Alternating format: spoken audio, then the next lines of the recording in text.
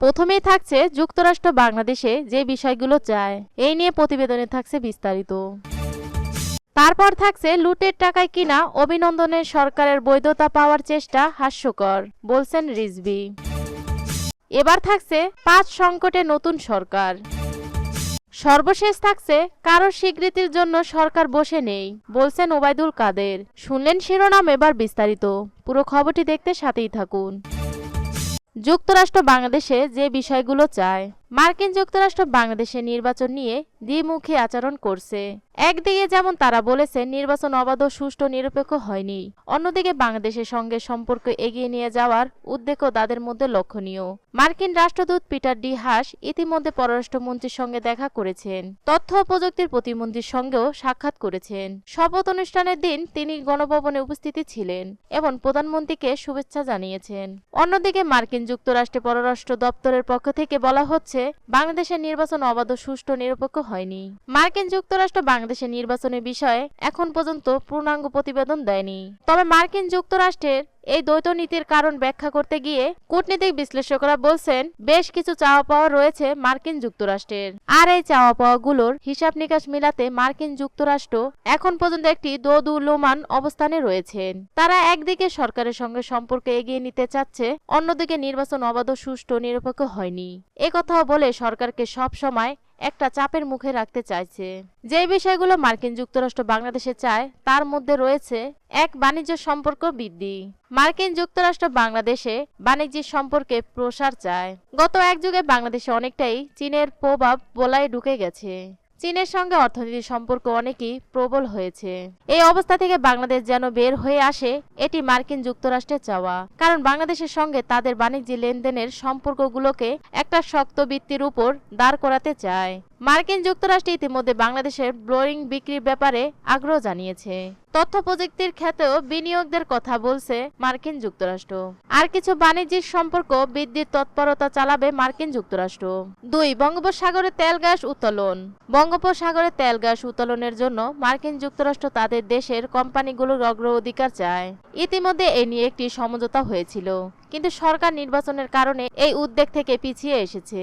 এখন দ্রুত তেল গ্যাস উত্তোলনের জন্য মার্কিন কোম্পানিগুলোর সঙ্গে চুক্তির প্রক্রিয়া বাংলাদেশে সম্পূর্ণ করবে, এটি মার্কিন যুক্তরাষ্ট্র প্রত্যাশা করে। এজন্য এখন চলছে দেন দরবার। 3, চীনের বলয় থেকে বাংলাদেশকে মুক্ত করা। মার্কিন যুক্তরাষ্ট্র মনে করে বাংলাদেশে আস্তে আস্তে চীনের বলয়ে প্রবেশ করছে এবং চীনের উপর নির্ভরশীল হয়ে পড়ছে। এটা শুধু বাংলাদেশের জন্য নয়, এই অঞ্চলের আঞ্চলিক নিরাপত্তার জন্য একটা হুমকি। আর এখান থেকে বাংলাদেশকে বের করে আনতে চায় মার্কিন যুক্তরাষ্ট্র। অবশ্যই এই উদ্যোগের সঙ্গে শুধু মার্কিন যুক্তরাষ্ট্র একা নয়, ভারতও তাদের পাশে আছে। দুটি দেশ মিলে বাংলাদেশে চীনের আধিপত্য মুক্ত করবে, এমন উদ্যোগ লক্ষ্য করা যাচ্ছে।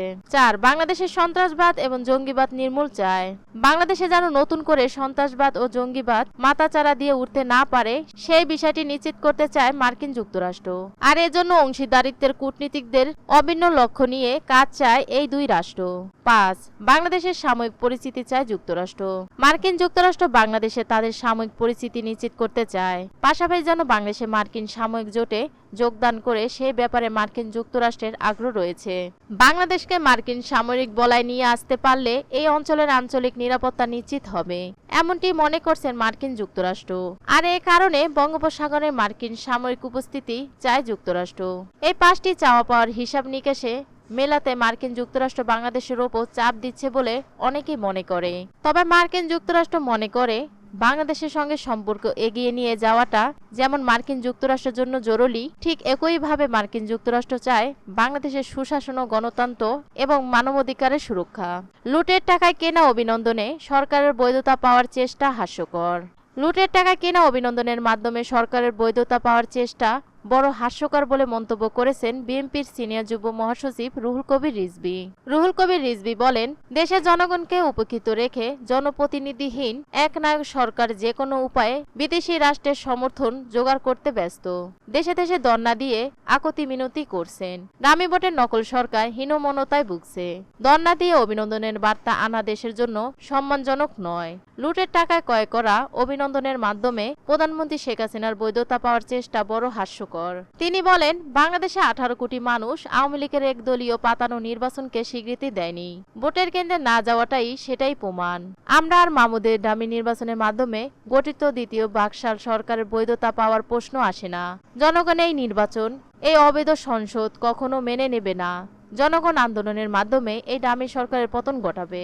কারো স্বীকৃতির জন্য সরকার বসে নেই, কারো স্বীকৃতির জন্য সরকার অপেক্ষায় বসে নেই বলে জানিয়েছেন আওয়ামী লীগের সাধারণ সম্পাদক এবং সড়ক পরিবহন ও সেতুমন্ত্রী ওবায়দুল কাদের। তিনি বলেন, কারো রিক গণিশনের জন্য চাতকের মতো অপেক্ষায় বসে আছি।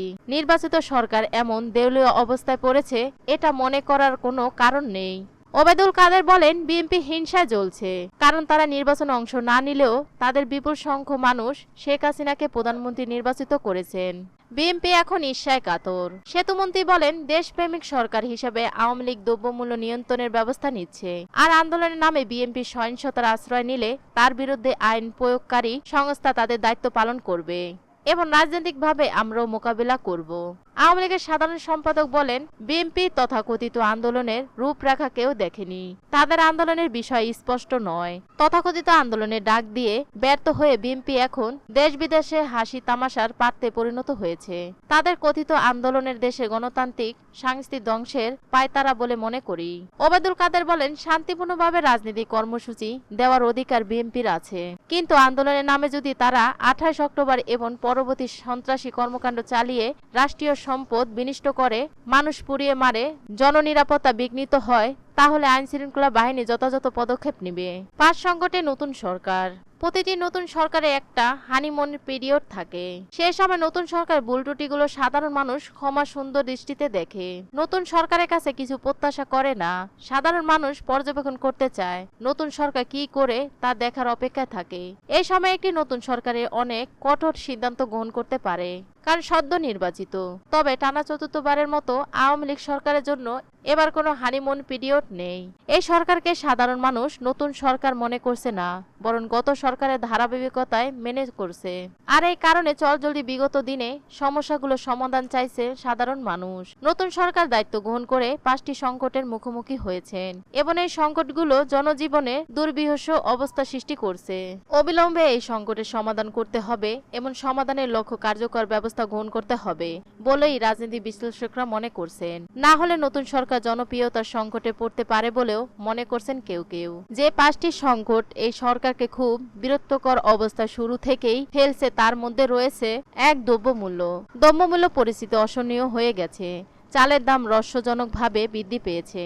যদিও সরকার অভিযানের পর চালের দাম কিছুটা কমেছে, কিন্তু এই স্থায়ী সমাধান নয় বলে মনে করেছেন বাজার বিশ্লেষকরা।